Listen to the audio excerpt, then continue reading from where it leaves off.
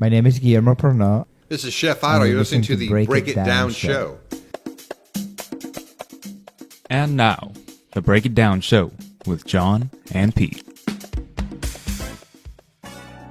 So this is a very special episode of the show because this is our inaugural voyage on the food and wine page on our website. Wow. And that is very, This is very fantastic. exciting. So we're very honored to have you both. And Chef Otto, I hear this is your first podcast. This is my first podcast. Holy shit.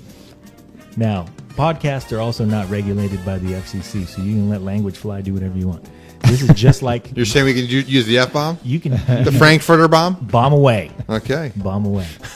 So we just came from a very interesting dinner at the home of Maurice Canbar, who was the founder of Sky Vodka.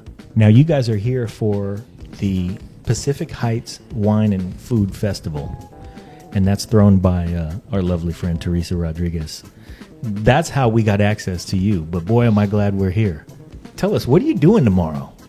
Tomorrow's casual because tomorrow's Thursday, and we're not doing anything until Saturday. So tomorrow's kind of like I don't want to say it's a play day, but we'll sit down, Guillermo and I and the other chefs, and just figure out what needs to get done because you can't plan too much stuff in advance. You want to keep it as fresh as possible. So tomorrow I'll just sit down my menu and see what I have, what I don't have, what I need to get, maybe go shopping, go sightseeing around San Francisco. It'll be kind of a casual day, but I'll make sure I get my ducks in a row to get prepared for the dinner for Saturday night. You guys have both been in the city plenty of times. The city, San Francisco, plenty of times though. Mm-hmm. You guys are San Francisco veterans. You guys are staying in this Airbnb, and this place is nice. I know, it's a beautiful Victorian home. Yeah, and a great place to be too. Fillmore Street is just very hip. Oh yeah, it's nice. We're in the thick of the activity, and as I was saying earlier, you know, the world's changing. I mean, you got Uber for taxis, you now got Airbnb for places to stay, and you know they're kicking the hotel business to the curb. And you know, people like Guillermo and I who've been in the service business for years and watching this thing evolve, I'm just wondering how somehow, some way in the future, how this is going to affect our business with what we do. Well, you already see it, pop-up restaurants in people's homes. My wife is telling me, well, why don't we do every first Saturday, because I usually don't work Saturday nights. Yeah. Why don't we do a dinner for like 24 people? I said, are you crazy? She wants you to work on the night you've set aside for not working. That's right. So, well, we're going to cook dinner for us and friends, so why don't we just make some money on that? And so it is happening. You got pop-up with the Twitter accounts and all that. People are doing that every That's right, food trucks. So now you don't have to be bound to a single kitchen. You can say, this is what I want to do. The movie Chef was all about a food truck, and his son, you know, tweeting out to the country where the food truck is going to be next. And I realized it was a movie, but it's not far off from reality. What did you think about that movie? Oh, I loved it. I did too. Man, I loved it. I loved it. I just wish it was. I mean, he had a beautiful wife, and he left her. I think she left him. What's wrong with him? No, I think it definitely had to be she left him. Yeah, but my favorite scene in that movie, I mean, Robert Downey Jr., this guy, what was he in the movie for 5-10 minutes? He just stole the show. I love the scene where you know the hot receptionist enters the room there, and he's like, she's pregnant, and she thinks that she's telling me that it's my kid, but it's not because I had a vasectomy. That's a great way to steal that movie too.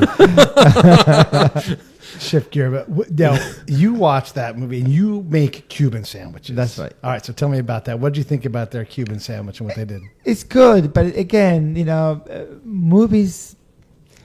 It gives you a little bit of non-reality. It's a little bit of fiction because things don't really happen that way. The Cuban sandwich was a good sandwich, but there are better Cuban sandwiches that the guy made. Although he was so popular, I think I could have opened a truck and done a better job than that. But I would have never left Sofia Vergara. Oh my God!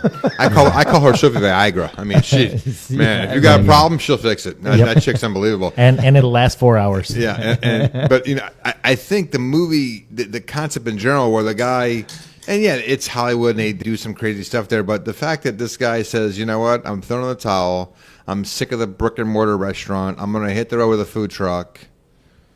And then he ends up opening a restaurant anyway. And then he gets a restaurant anyway. But yeah, I mean, food trucks are huge. I mean, in Dallas, They have weekly food truck rallies. I mean, Sure. it's huge, and I mean, I remember once upon a time it was called a roach coach, and these things went to these construction sites and fed these roughnecks.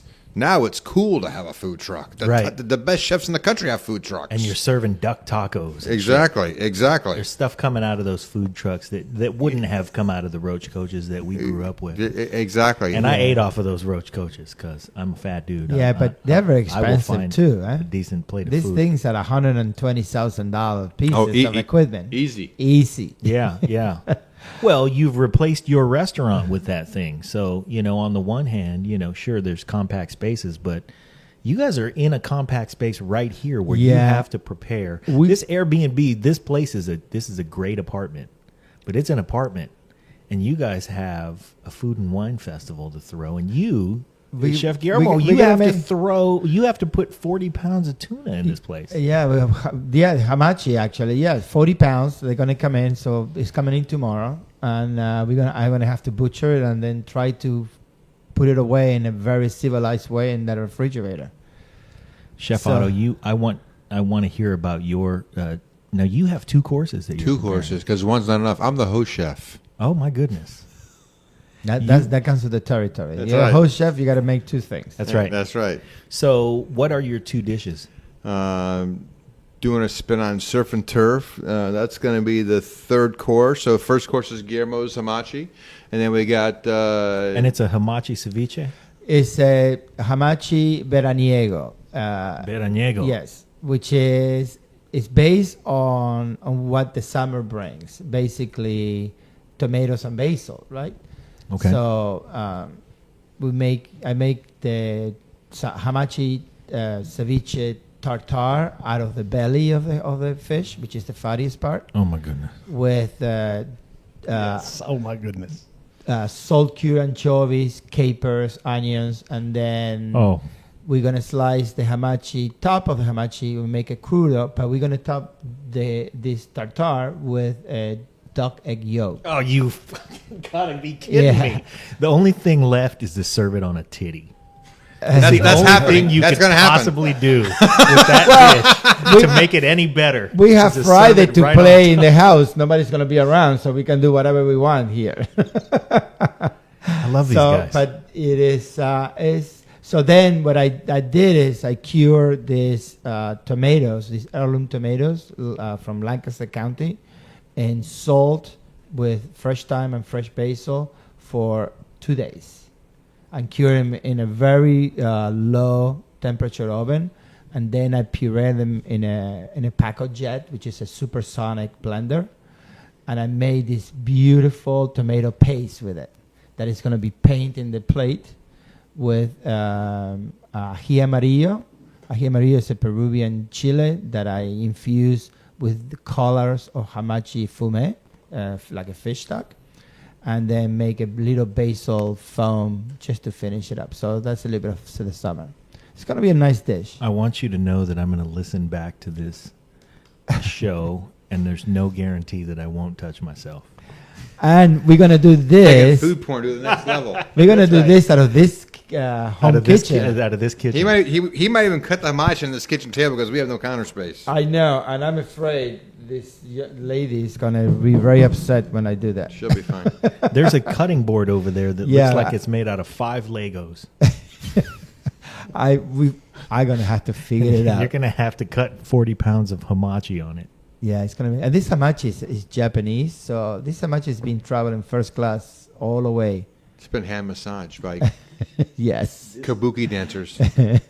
This is how much this man cares about this food. He flew here, coach. With But that the- fish. And But the between- fish flew first class. Absolutely. The fish got offered cashews in a porcelain dish, Yeah. and he ate the bag. He ate the bag. Yeah, of- He ate the Virginia roasted peanuts. That's right. A smoked salted almonds. And I got a box of cheese and crackers. That's right. And the tuna watched more movies than he did. Yes. So, but I'm looking forward to Otto making the prep here because you got foie gras. So I'm gonna go around the corner and buy some eggs, and we're gonna have a nice breakfast with all the scraps. Yeah. Oh yeah. No? Wow. So we had, hats off to Hudson Valley Foie Gras that stepped up and is donating all the foie gras, and they're donating the shipping too. They're totally giving us the foie gras for that. So there'll be some little foie gras canopies for the cocktail reception in the parlor before we sit down. First course again will be Guillermo's Hamachi, and then we got Felicia from down south there. She's a American regional expert. She worked for Emerald for 8 years. Felicia Suzanne. She's doing a U10 or 12 head-on shrimp and grits. That's the second course. Man. And then my course, I'm doing a spin on surf and turf. It's going to be called Scallop and Swine because I like to have fun. I mean, so shake it up there a bit, get a U10 scalp, sear it off. And I got this amazing product. Guillermo might know about it because it comes from his neck of the woods. I don't mean Argentina, I mean South Jersey. My friends Patrick and Lisa Lloyd own this farm. Yeah. It's the single oldest farm in New Jersey. It dates back to the 1600s, before America was America. Wow. And they grow garlic there. Okay. And they ferment that garlic, and they create the black garlic. And black garlic Right. is very good for you. The antioxidants in garlic are doubled when it's fermented. That's right. And I'm bringing. And you know the old saying. What do they say? Once you you- go black, that's you right. never go back. Well, That's let me tell you something. This black crack is unbelievable, and it's called black crack garlic, and it comes in like a little pepper mill, and you crack it on top, and it's got almost tobacco quality, dried fruit qualities. It's very resinous, and that's going to be topped off in that scallop, which is nice and bright white, with that black crack. And then we're going to throw a little pig in there. We're going to do a buttermilk brine pork tenderloin. This is where I wish we had video because the enthusiasm that you express with your body language, coupled by the fact that Pete is sobbing. Pete's over here crying as you describe this dish. Please continue. So then, just toying around some ideas, and it honestly, it's still not really finalized, but by and large, it's going to be the surf and turf, the scallop and pork tenderloin. There are going to be two kinds of beets. I'm thinking like maybe doing like a pickled golden beet for the scallop to cut that richness of the protein, and then maybe doing some purple beets and doing those raw in some sort of like slaw type preparation, and then I'm going to do like a sweet potato style risotto. So dice the sweet potatoes up and cook it risotto style. Wow. So that's going to be And that serve dish. the pork on the bed of. Yeah, with that scallop as well. Oh, holy moly! Yeah. Yeah, it's gonna be Not some mole. work. We had Yeah. mole tonight, which was delicious, by the way. That Thanks to mole Teresa. was Oh, it's delicious, unbelievable. Teresa. Tia Chichi recipe.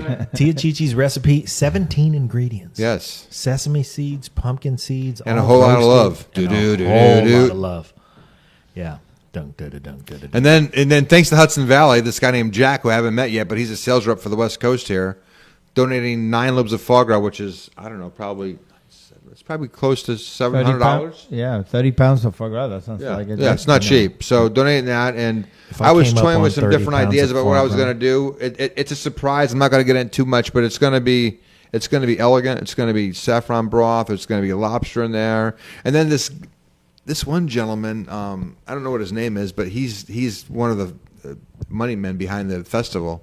He's got this product called Sufu or Sofo, Soofoo. Yeah. It's a grain mixture, bulgur, farro, wild rice, etc. So I'm going to use that component in this dish. Right. That's Maurice's product.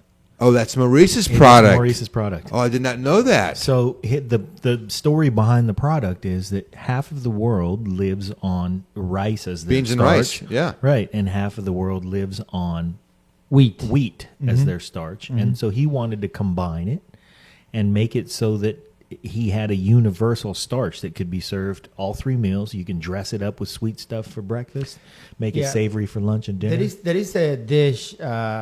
It's Lebanese, I believe. That is it's a pilaf basically that is made with lentils in the same process. At home, live with a Cuban. We have rice all the time, but I'm getting tired of it. So lately, I've been using bulgur wheat. Oh yeah, bulgur's awesome. and I love it. And I use all these other grains, and I started to like little by little, and we enjoy it. The other day we made a bulgur wheat with poached eggs and grilled asparagus for dinner. Wow. It was just fabulous. Yeah, It had that sounds everything that terrific. you needed. You Yeah, know? yeah, yeah. So toasted the bulgur wheat, Then You got a little crunch there. yeah, then we just simmer it with a little chicken stock, and then finish it with a little bit of butter with a poached egg and the grilled asparagus. It was a great dish. So it's turning me on to. He has the right idea, I think. White rice. You know is what'd really be bad nice for on you. that dish? Like some pork shoulder. Oh yeah. Anyway, So since me telling you what I'm going to serve for the surprise is not going to be letting the cat out of the bag, as this broadcast is going to be post This is the event. gonna air after the So event. so I'm going to tell you about this dish now. All right. So this dish is going to be called, Chef's Foie Gras Surprise. It's I believe it's Chef's Foie Gras Surprise with Sufu or Sofo, because people read that like, oh, what the hell is that? So already you're creating intrigue, and then I write in there in honor of Michael Dominic. Now, Michael Dominic is very interesting because Michael Dominic, number one, Michael is my brother. He's got a son named Dominic, but that dish is not dedicated to either one of those two people. Michael Skibitsky was a chef that I learned from when I did my apprenticeship at the Pierre Hotel in New York City in the early 80s. And Dominic Cerrone is the sous chef I worked with at La Bernardin when I opened La Bernardin back in 1986. So I picked both their brains about this foie gras dish, and I'm paying homage to them for all their input. culinary genius that they brought to the table. So Sure. basically, here's what the dish. Here's how this is going to work. I'm going to take that sofo, that grain, and I wanted to create some sort of base. But how do you do that with these grains? So I'm gonna roast some garlic or shallot and puree that and add that to those grains, and then get like a little ring mold and pat that down and make like a little base of this grain now, because it'll be held together with the glue of the roasted shallot and garlic. Wow. Take a nice slice of lobster medallion, put that on top of that little pedestal. Okay. Slice that foie gras, some enoki mushrooms, some shiitake, some herbs, some asparagus, whatever, some nice little vegetables. Right. That's going to be in a bowl at the table. That's going to be covered. Mm-hmm. Then the server's going to come and take that plate off the bowl, put it underneath the bowl. Then they're going to pour a hot lobster saffron broth. Sounds good. Right to the heart. Right to the heart, baby. This is Sounds good. that's a friggin'. Like I told Teresa, I said, listen, this event at that mansion in San Francisco where we're going to be, the Hal something mansion. This is a mansion that dates back to 1860. Victorian mansion, stellar setting. This is the crown jewel of this 5-day event. This is $350 a head for a fundraiser for the speech and hearing impaired of Northern California, and we got to hit this thing out of the park. And I'm psyched to work with Guillermo and Alejandro and Felicia and the pastry chef escapes me. He won't be there actually, but the guy won Just Desserts Top Chef first season. He's making 8 or 10 crazy cakes, off the chart cakes. So what's going to happen is after the entree is served, the 80 or so people are going to retire to the parlor, where all those cakes are going to be on a sideboard on a buffet. Wow. So it's going to be a fabulous night. I'm really excited about this evening coming up. Yeah, that's really something. Yeah. And he's making the desserts in this kitchen too.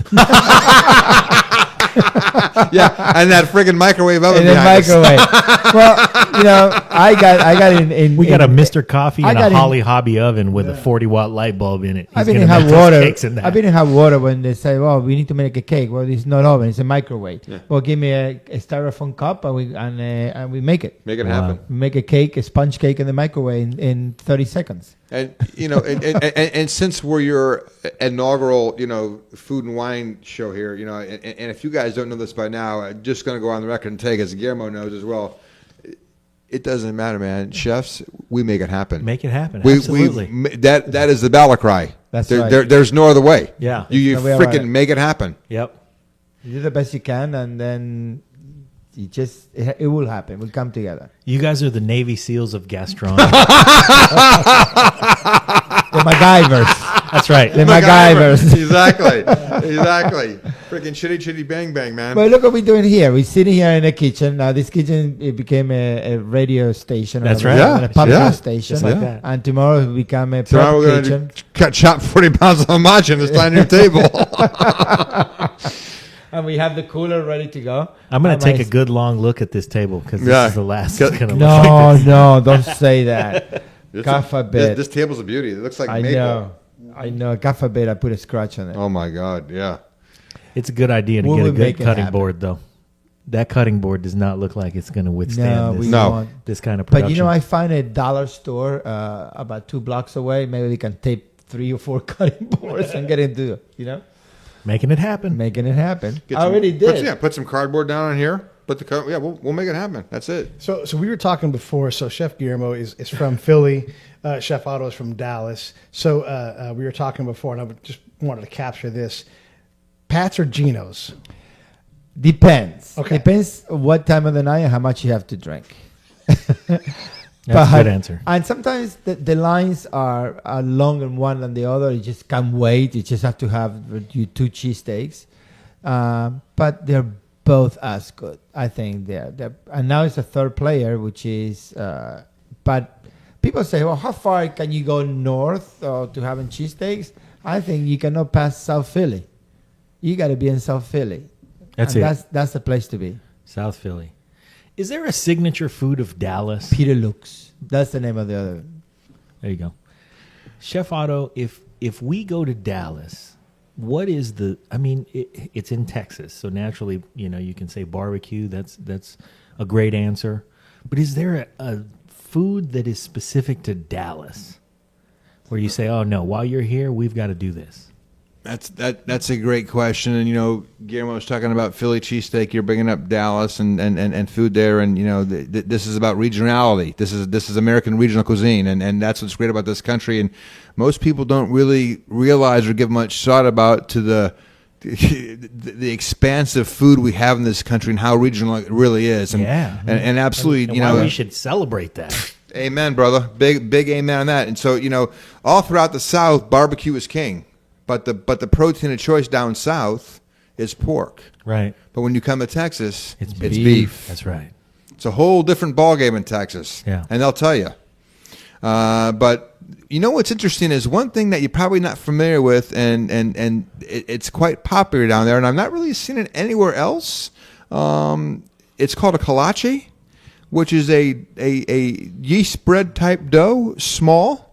And you roll it up, and you put a little hot link or sausage in there, and they bake that. Oh, that sounds terrific. Could have cheese, could not have cheese, but either way, kolache is definitely a regional kind of thing. I believe that's got maybe some Germanic or Czech history to it. That when they came down there, there's a huge place in Texas called Fredericksburg, big German population. Okay, and it's the birthplace of Admiral Nimitz as well. And when you're down when you're down there, if you want to do a cool story, they have an amazing Pacific War museum.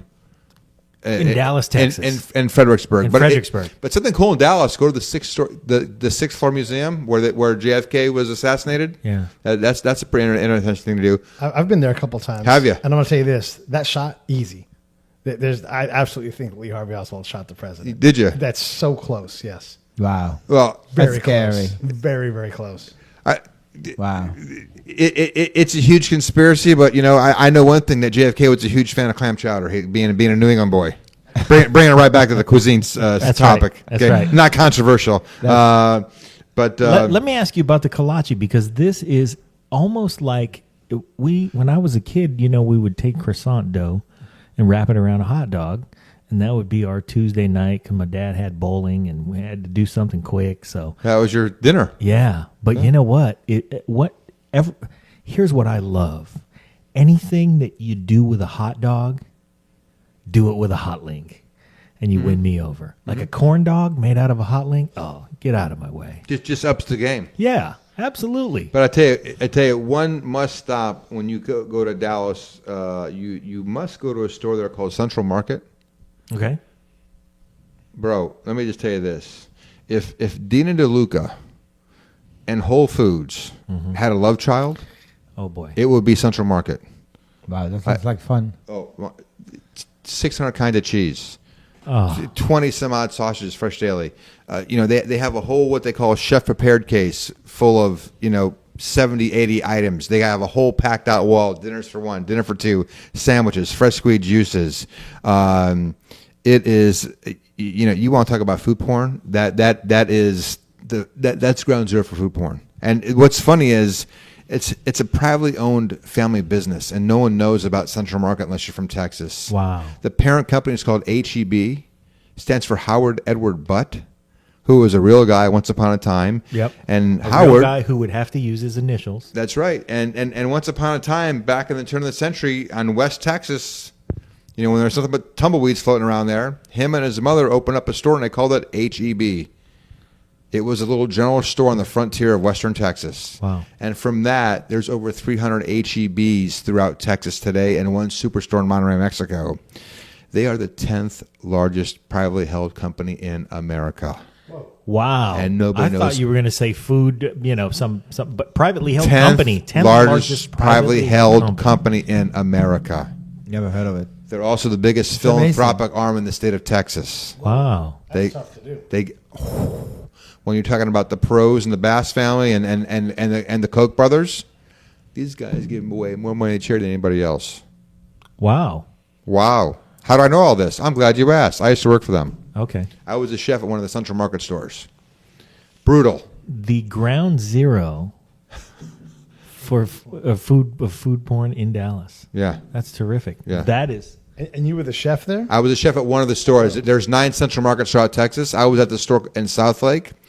We do like $8 million a year. Just in my area, just in Chef Prepared, probably did about 60 to 65% of that, $8 million, in 2 months. Wow. November Christmas? and December. Yeah.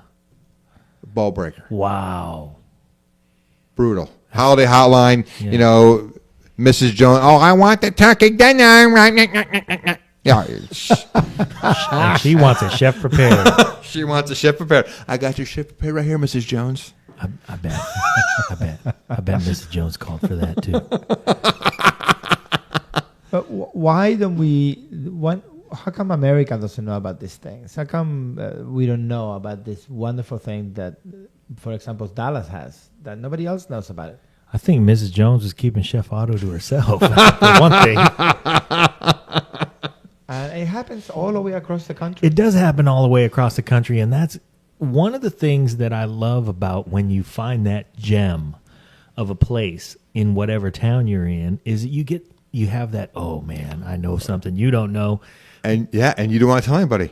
Well, and that's almost an injustice, but something about that secrecy makes it worth the trek and raises the stock of that place. Which isn't to say that Central Market isn't going to be, flooded by new business and elated about it, but if you're in a place and you discover that little gem of a joint where grandma's back there making tamales and she can't even see anything anymore, but her hands are still working and she makes tamales like nobody's business, and everybody's tried to make them just the way she told them to make them, but it's They're just not the not same. happening.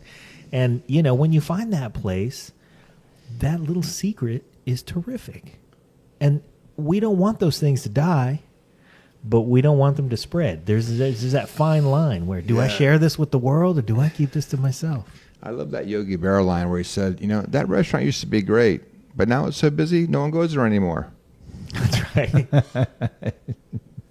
That's a good line. Yeah, he had plenty of them. I think that was his only food line, though. Oh, that's too bad. I wish he would have eaten better. He might have been even funnier. Well, food was a lot. It wasn't what it was like, in the 40s as it was today. That's for sure. When he was playing ball. If you like the show, And you do. send us some pictures of your boobies. Don't do that. Support the show. There are 3 ways you can support us. Number 1, go to iTunes or Stitcher or wherever you listen to podcasts. And leave a 5-star rating and review. It helps with the show metrics and helps us get better placement. Number 2, Visit our website. www.breakitdownshow.com. We've got an Amazon and an eBay link. Same Amazon, same eBay, you know and love, but they give us a little kickback when you get to their site from ours. And number 3, leave comments about the shows that you like. We want to know what you think, how you feel. Tell us how to make the show better. We greatly appreciate it.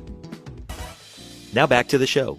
We like boobies. We have availability unlike we've ever had in human history right now. I mean, the ingredients that you speak of, you're talking about foie gras from the Hudson Valley and black garlic that comes from the oldest farm in America in South Jersey. And then hamachi that's coming from Tokyo. I mean, what other time could we have replicated this combination of ingredients? This is why it's glorious to be alive now. It is. You can get a lot of great stuff. The food is growing, and the versatility, the creativity of the chef is growing, and the collaboration between chef and farmers and growers. Look at you two fucking guys in the same place doing this weekend. I know. Well, it's Really? awesome. And Yeah. we didn't know each other We until don't know each a couple other. weeks ago. Right. Well, Yeah. we didn't today. Well, yeah, We we met met first physically, but yeah, on the phone, a couple phone calls, and that was it. Yes, it. But no, it's great. And, the chefs, this is a very special fraternity. I mean, this is, Yep. I know the shit he goes through. He knows the shit I go through. And at the end of the day, it's like, hey, let's get through this shit together, and then we're going to go out and freaking get hammered. I mean, Yeah. that's what we do. This is one of the things I also love about chef culture, because you guys have to endure. Everybody's like, oh yeah, I love, if I could learn how to cook, I would open a restaurant. No, cut it out. You know what? And also, if you could learn how to shoot, you'd be a superhero and you'd be fighting crime. But that's not going to happen either for most people, because they don't understand that in order to be a chef, the things that you have to endure to rise to the level where you have the capability to make it happen. Because we count on you to make it happen and make our meal fantastic. And in order to get to the place where you can do that, you have to endure the late nights, the long hours. My God, I shudder to think what your feet must look like. My wife had all the cutouts of newspapers and magazines, and she puts them all in this beautiful folder, and they have like 3 or 4 or 5 of those. I said, what are you sending that shit for? I said, you know what she asked? She said to me, to show your kids where your father's been all their lives. Yeah. Oh, my God. That is heavy. Wow. Like, really, could Well, you put a it's knife true. on my back a little bit, in my heart a little deeper? The tough life. I guess I'm going to have to start saving flyers from strip joints. But that's what she said. But that's the truth. I miss so many soccer games, Yeah. so many Birthdays. recitals, birthdays. Forget about New Year. I mean, all the times when everybody else wants to celebrate, that's when you have that's to right. go to Forget work. about Thanksgiving for many years. And the hotel, when I was in the Mother's hotels, Day. 4 Seasons, Mother's Day. Easter Sunday. Easter, hotels, especially hotels. Oh, 4 Seasons. Mother's Day is the worst day of the year for a chef. Worse Yeah. than Valentine's Day. yeah. Valentine's Day is too top hell. Right. It's it's cool, but it's also a pain in the ass. But and the thing about chefs enduring, let's face it, it's like being a musician or being a fashion designer or artist. Hey, there's always some new young buck that's got something to prove, That's and right. God bless him or her. But you look at Paul Bocuse, the great Paul Bocuse. This guy's had 3 Michelin stars for 50 years. Yeah. This is no joke, man. This guy's a freaking Carl Ripken of cuisine. Yeah, 4 restaurants with 3 Michelin stars. So 4 restaurants with 3 Michelin stars.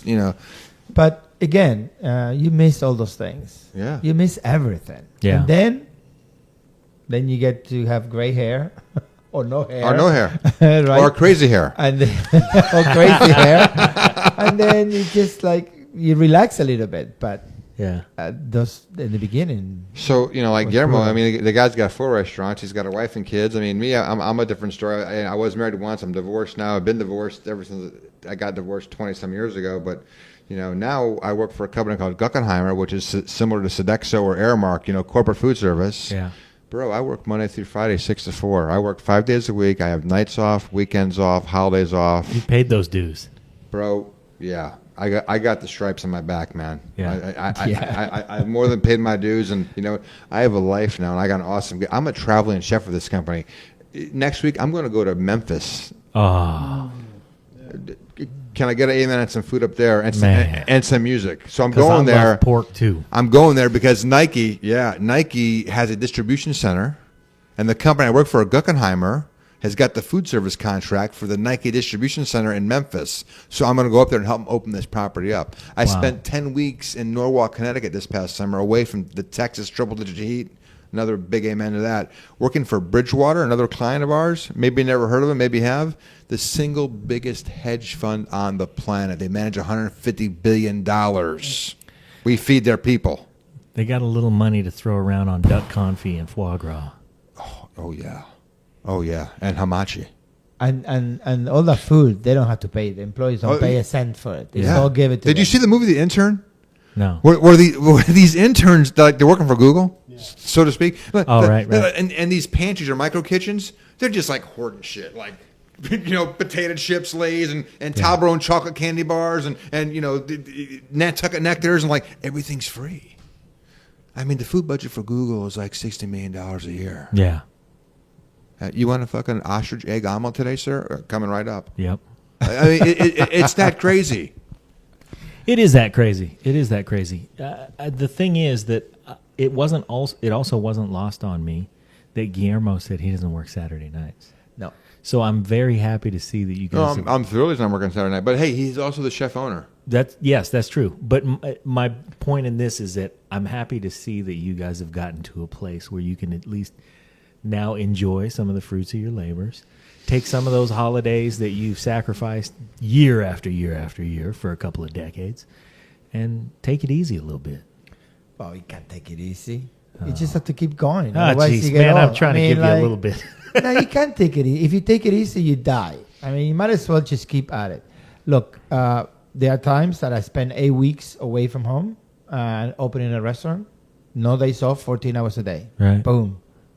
And, the sommelier needs to know the recipes. That's right. And I'm the one who's showing it. And they have to be firsthand. And I'm be the one who shows it to them. We have to tell our listeners that your restaurants are in Philadelphia, Washington, D.C., Orlando, and the Tropicana Casino in Atlantic City. The Tropicana Casino in Atlantic City. And we changing things around. For example, in Atlantic City, we decided that we need to change things.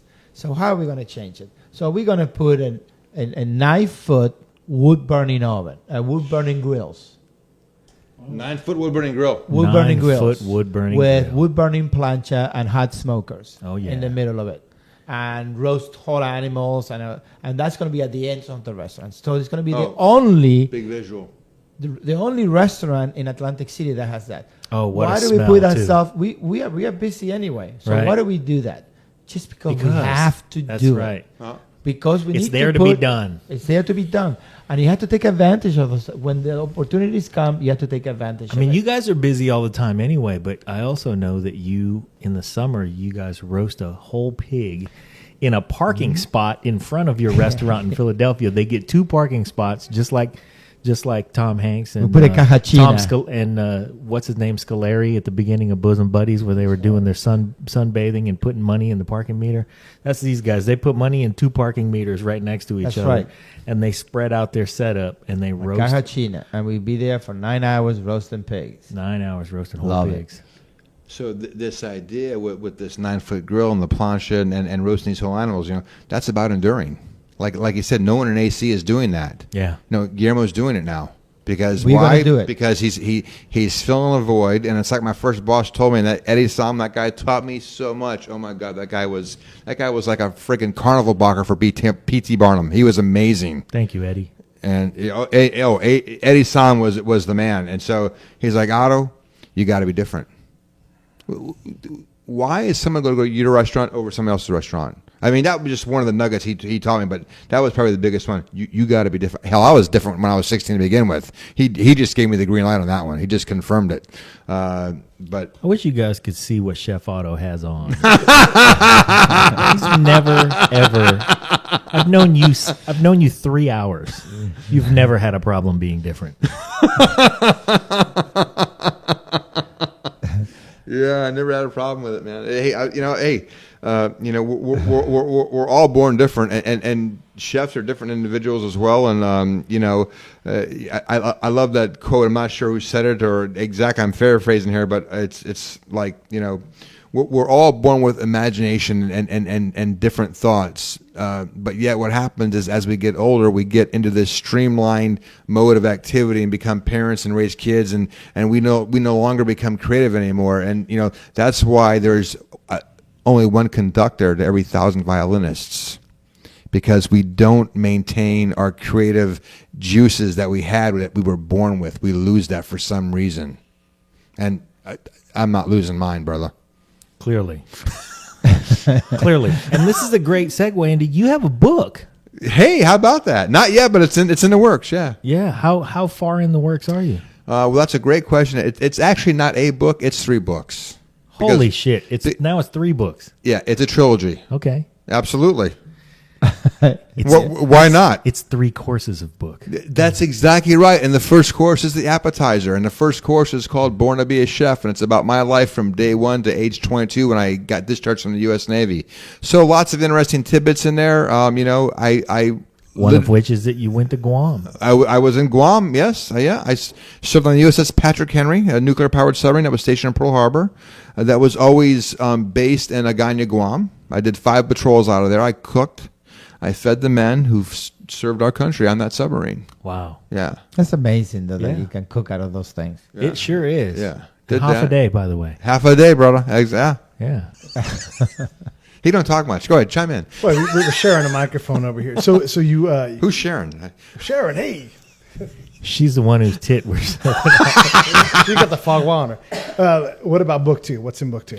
Okay, so basically, here's the strategy of the book. When I was formatting the idea for the book and started writing down the 5 decades of my life, and I was like, Otto, this is a big ass book. It's going to take you forever to write it. It's going to be the size of the Manhattan Yellow Pages. No one's going to read this freaking thing. So that's when I chop it down into thirds.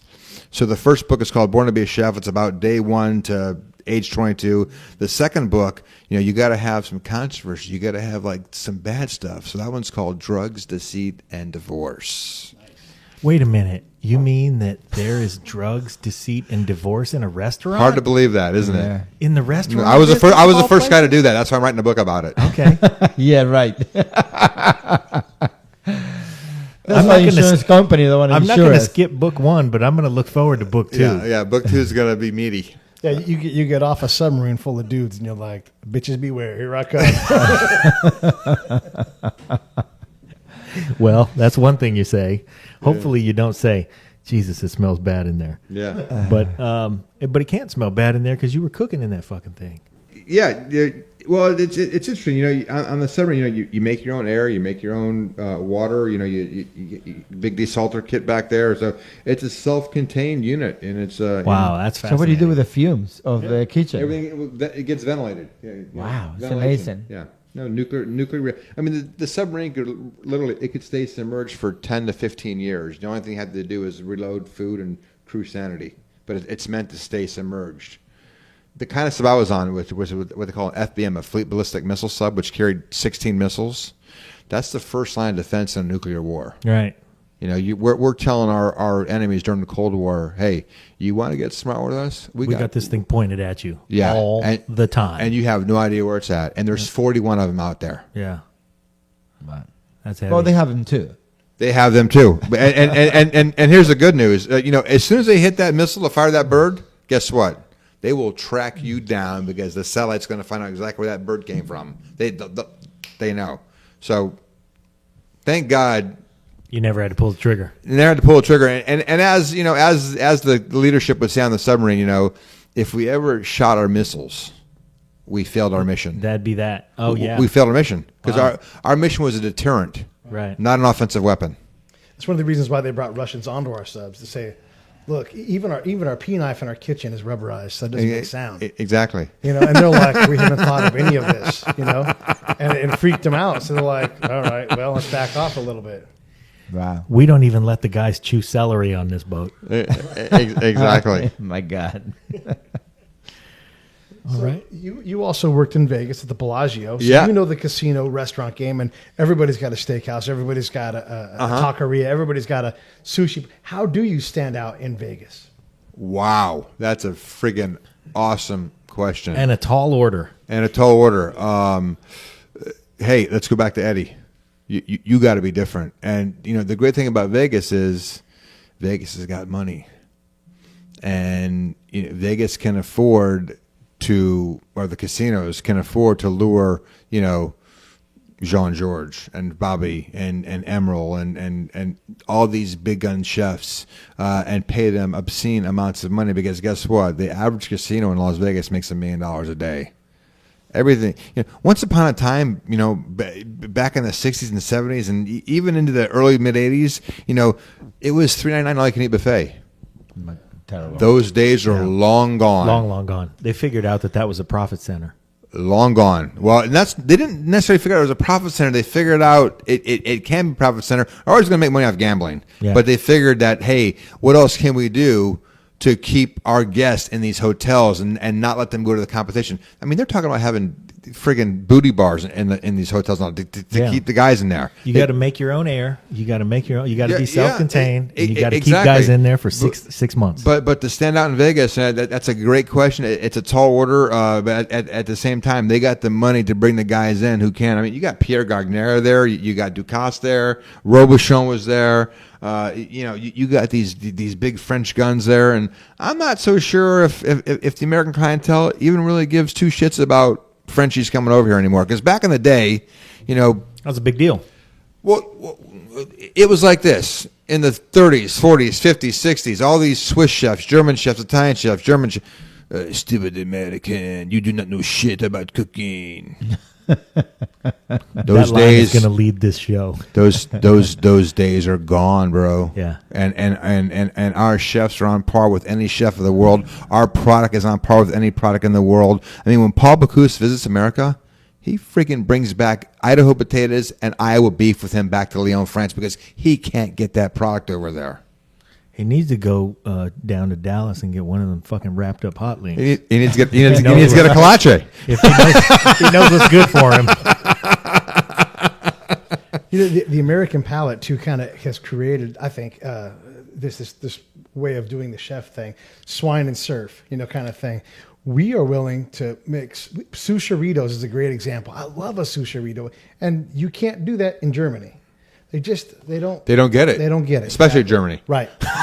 No, you're exactly right. And that's the great thing about America. And Guillermo, jump in on it. You're from South America, and I'm not sure how it operates down there, but I mean, in this country, it is a melting pot. Anything goes. Anything goes. Look at Guillermo is from Argentina, Yeah. and he's in Philadelphia making Cuban food. Yeah. Well, we are Argentinians, so South Americans are more Similar.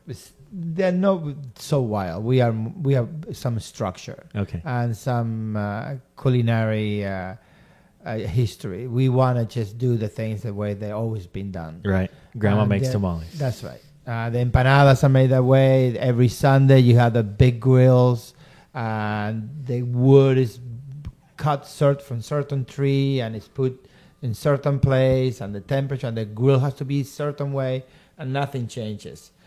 So that's what I'm here, trying to do new things. Yeah. Well, we appreciate those new things. You can map South America and the Caribbean out by their meat pie, by their empanada, and how they do it. And they all claim we invented it. It's just like a hummus Right. in the Or ceviche. Yeah, exactly. We invented it. This is the right way to do it. But then you come to America and you're like, oh, you're going to make hummus? Can you put some red peppers in that? Right. Exactly. Right. Like what? Just change a centuries-old recipe that they fight to the death over. And we're like, yeah, whatever. How about some green olives whipped up in Some there? jalapeno. How about a Right, Caesar right. salad with shrimp? With some grilled shrimp. Yeah. Or some grilled chicken for that matter. Yeah, sure. Oh, I mean, yes, we are more traditional. Argentinians and South Americans in general. Brazilians, Chileans. Now, Peru, on the other hand, Peru is changing the world food by what they're bringing out of the jungles, what they're bringing out of the oceans. And those chefs are doing crazy things in Peru. With How's guinea crazy pig? ingredients. Have you guys had guinea pig? Yes. I How is have. it? It's just similar to a squirrel or a possum kind of. I don't want it to be that. I want it to be like Tabasco. I want it to be like a Cover small that shit pig. up, man. Yeah, I guess so. I wanted you to Tabasco, say, yeah. you know what? It's like a suckling pig, only a little Only smaller. a little smaller. Yeah. Without minus a squeal. Because I love that they fit it on a plate. Now I in love that you Cuba- could plate the whole animal, and I want it to just taste better. Yeah, in Cuba there are some rodents Yeah. that they eat exactly right. fruits and such, and Yeah. you can get them and they taste cinnamon and fruits because they eat mangoes. On Guam, we eat fruit bats. Well, It's the same I heard thing. that. They just eat fruit. So So coconut crab. Did you have coconut crab when you were in Guam? I had it in the Philippines. Yeah. right. Let's just eat coconut. So how delicious can that be? That's right. Sweet, wonderful. Right. You know, you talk about the traditions, and that's a great point you bring up about South America. And, you know, this is a young country. Yeah. You know, I mean, next to Australia, we're the two new kids on the block. And, you know, Australia's got a crazy food scene. And so we don't really have any traditions That's right. to jack We're not with. locked into anything. No. But again, if you go to places again like Dallas, Memphis, you go to New England, you go to places in central Pennsylvania, and the Black Mountains of the Carolinas, or you find Virginia, you find this food that it's been there for many, many generations. That's true. You will find that. You find that. And Louisiana. Louisiana, exactly. Best for me, for my money. Yeah. That is the single best food area of this country. Favorite city. Oh my God! Favorite Can you? city. Them people friggin' drink and eat and party, and that's their way of life. That's right. There's no other. Because you know why? The friggin' English were never there. That was run by the Spanish and the French. You're absolutely right. And that's they never got the puritanical influence. Yeah, and man, So it was party time. Oh my God! And thank God for that, because birth of jazz. I agree. Yeah. So yes, Americans do crazy things to food, but there are a lot of great food in this country that has been here for many generations that we have to take advantage of it, and we cannot lose it. And when I talk to a lot of people from other countries, and I'm a chef, and they go, well, what's American food? Pizza, hamburger. I mean that's what they really at KFC. Sure. I mean, I like to use a term that would be like if we thought that the only Mexican food was Taco Bell. Well, I'm one of the chefs for the State Department, and I represent the Chef Corps of the United States.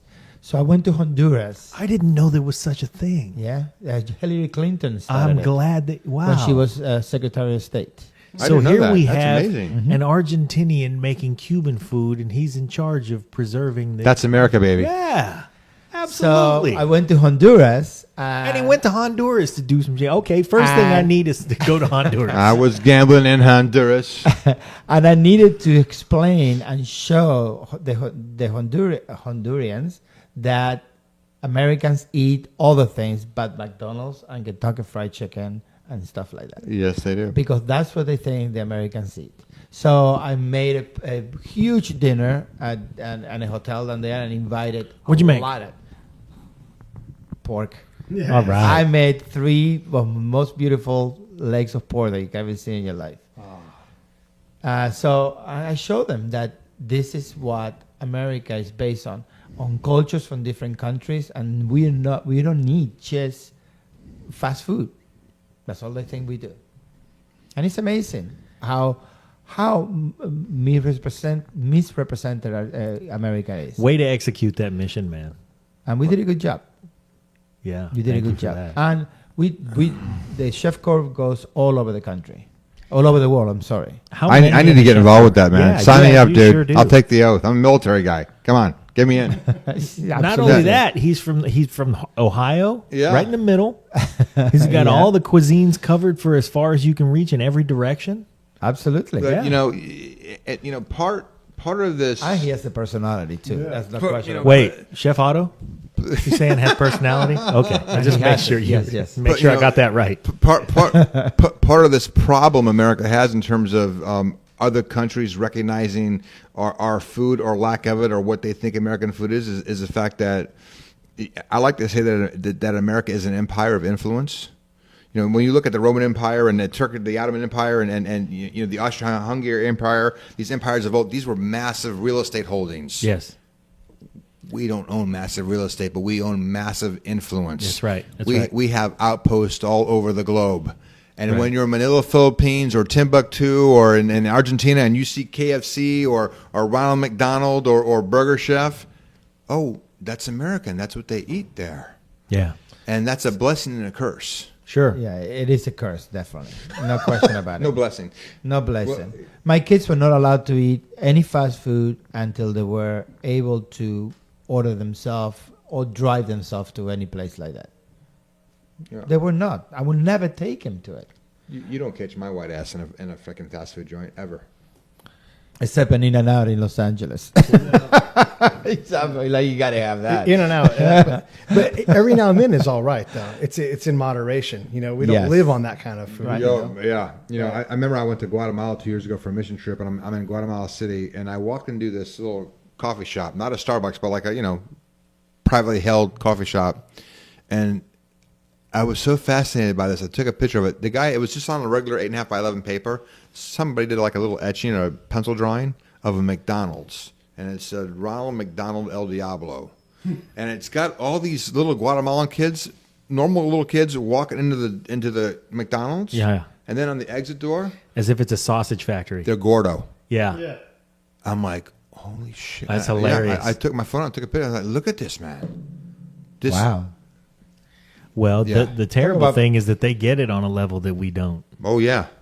Well, hey, let's face it, guys. The dinner time at the family table that is so prevalent, especially in Hispanic cultures, it's damn near non-existent in America, unfortunately. Yeah. It is not. Well, my kids, you sit on the table and they're like this. Yeah. I said, could you put your fucking phone down? I mean, I'm here. Yeah. Well, this is important. No, just put it down. Just leave it somewhere else. To the benefit of the chefs, though, we eat out a lot. Oh, hell yeah. as a nation. Every chance I get, man. Yeah, I mean, we just, like for me as a single dude, it's cheaper for me just to go out rather Yeah. than cook and waste the food that I'm not going to eat. Yeah. You know? It is true, Yeah. but also you should cook smarter. Try to cook one meal that will take you 3 different days. And that meal today could be a roasted chicken with vegetables. Tomorrow is a chicken salad. And the next day, all those vegetables and all that makes a chicken soup.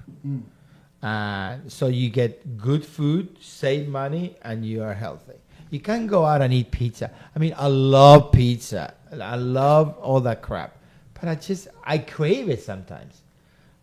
But I gotta say no. But right around the corner is Burger Yum, and I like Burger Yum. I don't know what that is. Just a burger place, a burrito place, yeah, chicken yes, wings, exactly. whatever it's going to Yes, be. the Popeye. I mean, come on, I Oh, my love fried goodness. chicken. But you know what? I'm gonna grab my chicken and I'm gonna go and I'm gonna make it at home. I fry it, but I make it myself. So today will be that. Tomorrow will be cold chicken with lots of mayonnaise. Right? Because mayonnaise and fried chicken go together. Because fried chicken is not a cholesterol bomb enough That's No. right. that you have to. But that's what I have to take a pill Dip it every in day. mayonnaise. Yeah, that's what I said. This is a 2-pill meal. That's a 1-pill meal. But hey, you go to Belgium, and one of the biggest, I don't know if I want to call it junk food, but one of the most common things they eat over there is frites with mayo. Yeah. Sure. They freaking love with different flavor. They love that. I love it too. Instead of ketchup, frites with mayo. And to me, as an American, I don't get it. I do. I do I'm with too. you, Guillermo. I love mayonnaise. Yeah, me too. I love mayonnaise much more than ketchup. Ketchup is too sweet. And salsa love golf ketchup too, but- you ever had a salsa golf? No, what is It's it? ketchup and mayonnaise, Wow. and you get it's delicious. The 50-50? That's right. And it's called salsa golf. It has a name. It has a name, culinary name. I want to know for you guys, each of you, what's your secret hidden pleasure when you go out and you're like, I hope no one sees me here. What's that thing? Is it McNuggets? What kind of thing? I don't know what it is. I know I pig out on sushi a lot. I mean, I can spend $150 on myself on sushi. It's not a scandalous thing, though. Nobody's going to walk by. No. and go, I Yeah, swear I'm was with in Guillermo. I'm a thing." sushi guy, but I mean, honestly, I would have to really go through my cobweb-infested reign of abuse to remember when the last time I actually went into freaking Ronald's Magic Castle to get something to Yeah. eat. But not necessarily that. Maybe it's, Culver's frozen custard or. Maybe it's a moon pie. Listen, I'll sit down. I'll sit down and crank out a friggin' whole fucking pint of Ben and Jerry's, like twice baked or Chunky totally monkey. baked. Yeah, There we go. one sitting. Well, no problem. I just eyeballed the corner store, the liquor store, and they have a freezer full of ice creams and good ice Yeah, creams. we'll go And right here in the corner. Yes, And in the they're corner. they're open And it's till open 2. at 2 o'clock. That's in where the we're going. morning. So, Little post-interview ice cream binge. but Or like the It's It factory that's down on 101 and they make ice cream sandwiches. But okay, yeah, I think I found what it is. Oreo cookies with Diet Coke. Wow.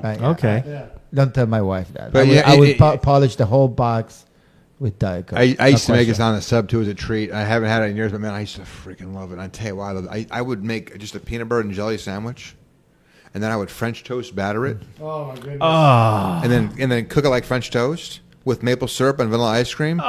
Dude, the warm peanut butter, it's like liquid. Yeah. It's oh my yeah. I mean that was back then. I haven't had one in ages, but that was definitely a little somebody snacky that- snack. Yeah, I think that's it. If somebody doesn't see me, that's what I was sneaking on. In the chow halls, they have a meal called Midnight Chow, right? And it's for the people that work kind of swing shift and everything.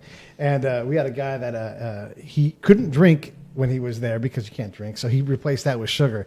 And so his last name was Corfanta, and so we would make the Corfanta Deluxe. It's kind of like the Delmonico cut, So you grab 2 waffles, or like waffle and French toast, ice cream, and all of it, like a cookie, and you just made like a Dagwood of Stack that mother. yeah, and you just stack it. It was a sweet club sandwich. Yes, exactly. It was wonderful. The Corfanta Deluxe. I'm going to get one of those on the way home. My God. You don't sleep for 2 days. Corfanta Deluxe. Yes. Jesus. Hey, you guys, we've had over an hour of your time. That's typically where we call it quits on a podcast. But All I got to good. tell you, All good, man. we Whatever could do works. this endlessly. Yeah. I hope we get And we are together not again drinking. soon. Yeah, we're not Imagine even if we were drinking. And drinking. we weren't even drinking. No, if we're drinking, forget about it. So we can this go on is- forever. This is, and I'll even speak for Pete because I know I can safely speak for him. When we get to Philadelphia, we're absolutely going to do this again. When we get Yeah. to Dallas, we're absolutely going to Yeah. do this again. And I hope we get to do this again with all of you. Do you guys have anything that you want to plug? Twitter handle, Facebook? What are you guys on? We are on in all the things. I mean, we have Twitter, Facebook. We have all. You Tell can us the find name of your restaurant again. Cuba Libre Restaurant and Rum Bar. Restaurant and rum bar. And it's Cuba Libre in all 4 places? That's correct. Terrific. We have a great selection of rums. Cuba Libre Cuatro. Cuatro. Yeah. So if you are in You Philadelphia, Yeah. Washington, D.C., Atlantic City, Orlando. or Orlando, Florida, Come and see us. come and see Cuba Libre. And in October, I'm taking a group of people to Havana Yeah? for a culinary trip for 5 days. Eat Wow. and drink and dance. And I'm going to do that in March again. How do we get a So ticket to I that? want to do that in March. I'm not even joking. I want to do We're that. going to do it in March again. Wow. It's a great trip. We Chef go to- Otto, how do our fans reach you? You can find me on my webpage, which is chefauto.net. I'm also on Facebook. That's OTTOBORSICH. Book hopefully will be out sometime late winter, early spring. If you're ever in Texas, come on down and see me. Show you guys are up. I'll take you to Billy Bob's, the world's biggest honky tonk, I will go. with indoor rodeo. All right. That sounds like I fun. won't participate in the rodeo, It's but a I'll good eat time. barbecue and It's a I'll good watch time. it. Yeah.